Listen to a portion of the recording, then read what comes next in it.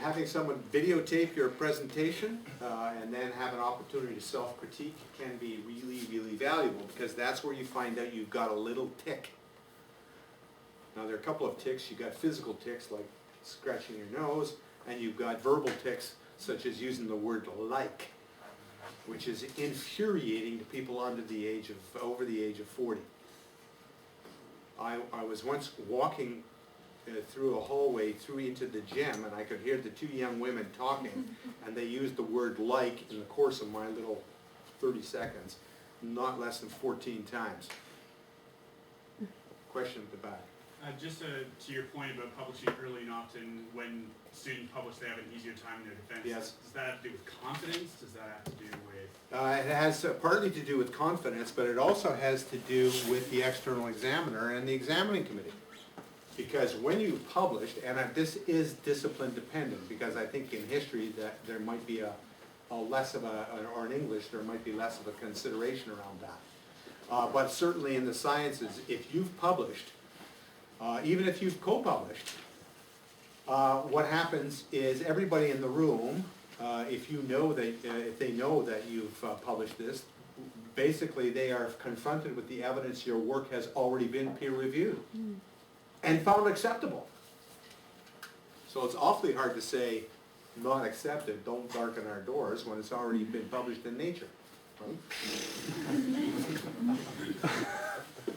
A rich fantasy life. Okay. So, my advice, go to a defense. They're all public. They're publicized on the web, on our website.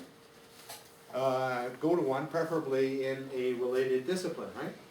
Because you want to see how it works in your particular discipline. Because disciplines do vary. If you want to see the toughest examination, go to a chemistry defense. They take no prisoners. Do we have any chemists here? Do you know this to be true? Yeah. And if I understand it correctly, the examining committee is not the same as the supervisory committee. So that means they don't, you know.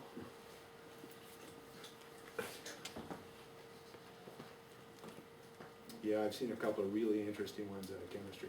I love this one. I won't tell you who it was, but he said, I noticed that you used the DNA helix as the background, you know, behind your slides there. There's a chemistry guy. He says, just remind us what DNA stands for. Like chemistry defense, right? Like right out of left field, draws a blank. Draws a total blank. Oh, says the examiner, I know you know, and of course I'm there saying, I know. So I'm watching. And so he says, I know you know it's deoxyribonucleic acid, but you know, you have a look at that picture there and you can see you got the risers here and you got the steps there. So remind us, what are the risers made out of? Draws a blank. Now he's in deep water, breathing in with his face down, right? Not a good moment for him. Now, as it turns out, it didn't have a whole lot, but it was a very unpleasant very chemistry. And I got another quote from chemistry. I'll show you later. I'm scared enough, thanks. No, okay. Okay, so back up. So this is true for your dissertation, and it's true for your presentation. What I do when I'm writing large documents is I save the document frequently, of course, but at the end of probably every hour or so, I save it to a different version number.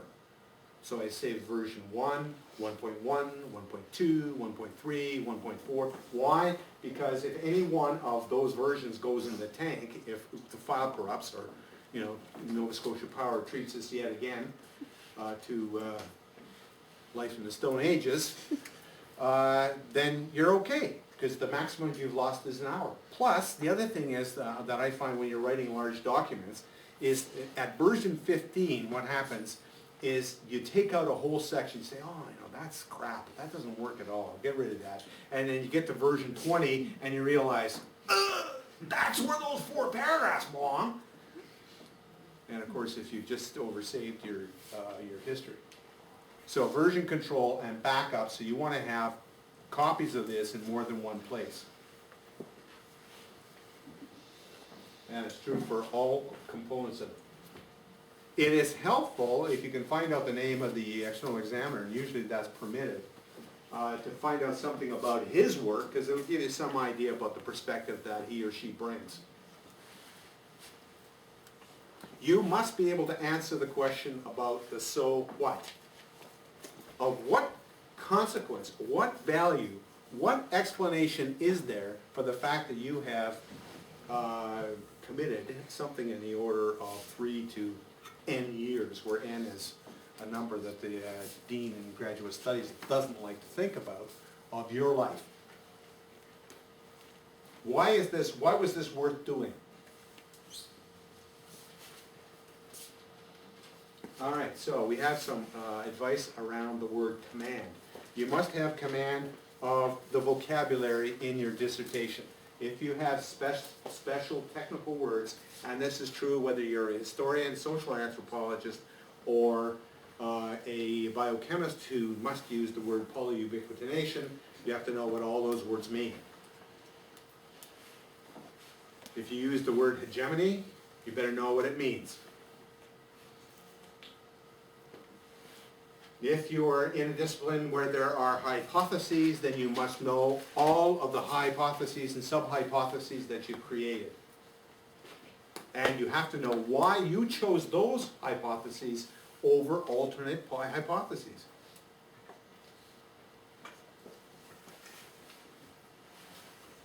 Needless to say, you have to know the literature, because that's an easy way of getting picked off at first. If somebody mentions, well, you know, the work that you've done was, a similar project was done at XYZ University or lab, and they came up with these kinds of results. What do you have to say about that? This is not the time to find out about that. Produces awkwardness. You've collected data, you better know it inside and out, obviously. Now, there are, in the life of every interview and every dissertation, a number of obvious questions. The first obvious question is, why did you choose this particular topic? The correct answer is not, this is the topic that my supervisor made me do. Okay, however accurate that might be. You have to have a better answer than that. So you want to get to the room early. I've been to this room, so I know how it works. So I didn't have to come early, and besides which I had a crew of 4 people come here ahead of time to make sure everything was in place. You are not likely to have a crew, so you get there early. In fact, I would come to the room just to familiarize yourself with how it works. So I would dress as if you were going for a job interview, and of course in computer science that would mean high tops, black jeans, and a black t-shirt. The rest of us, that's not the case. So you should not trust the technology, because these are not bulletproof. So you want to get, if you're using our laptop, we have them, but I would recommend that you use your own. Can I make a quick point? FGS will arrive half an hour before your defense to start getting set up. So it's a good time to show up, and we have the technology, and if there's any problems, we're there to help you through it. Okay, so we're here to serve and to be helpful. I would take my own netbook or laptop. I would load it onto my laptop and make sure it works. I would also have it on a USB key, and I would email it to myself, and I would have a hard copy. Now, if you are one of those disciplines that insists on using a laser pointer or a mouse, there are a couple of practices, public speaking practices.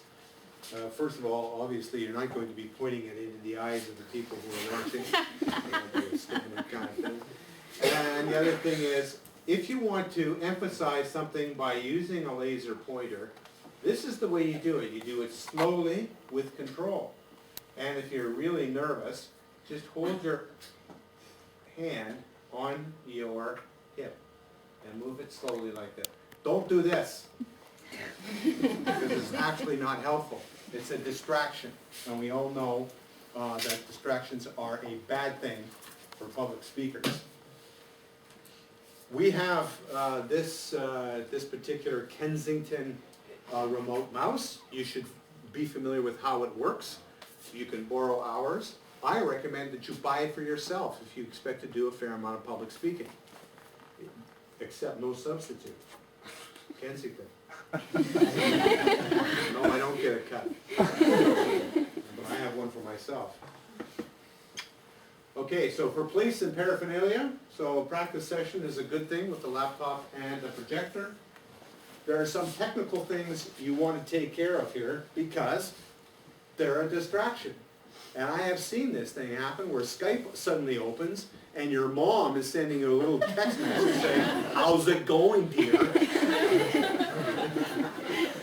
This is not a moment that you want to be sharing in front of, your examining committee. So the background picture, you don't want to have a picture of you in a drunken, whatever.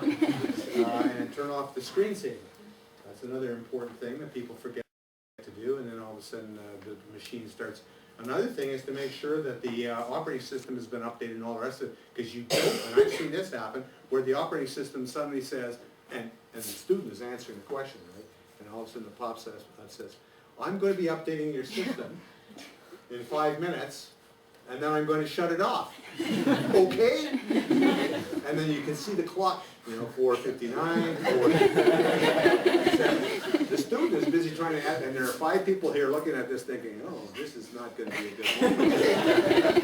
So take care of that, okay?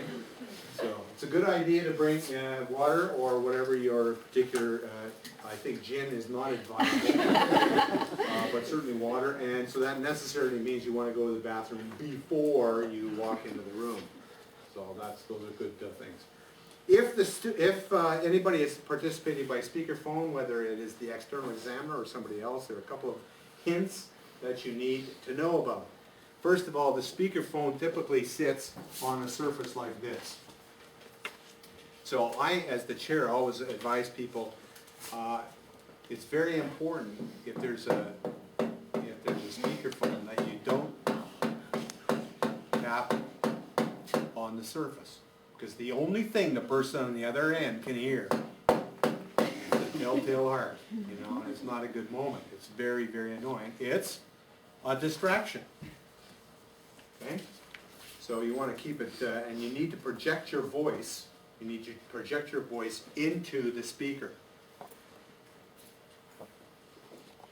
If you're in a video conference, then normally you can see what the other person can see. So the key in a video conferencing context is not to move too much, because it makes the other person motion sick, on the person on the other side. Another thing is that if you are going to drink on when you're on camera, you make very slow motions, okay? You make very, very slow motions because video capture rates usually aren't good enough, and it makes it look really jerky. So you can do that, and drinking is perfectly acceptable.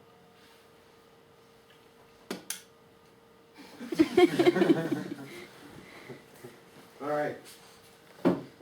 Keep your hands away from your nose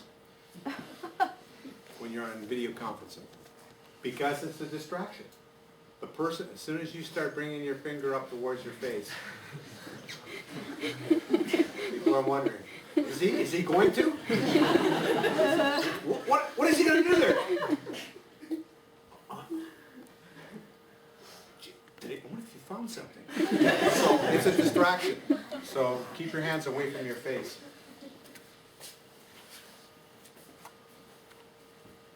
Bring your own markers for the whiteboard. I didn't try one of those markers there. There's probably a reasonable prospect it's going to work, but this is not the thing you want to find out when they ask you, well, draw it, what do you think? Or give us the equation for, or, you take it off and it doesn't work. That's awkward too, and unnecessary. Okay, on the writing part, we talked about this. The typos are an important thing.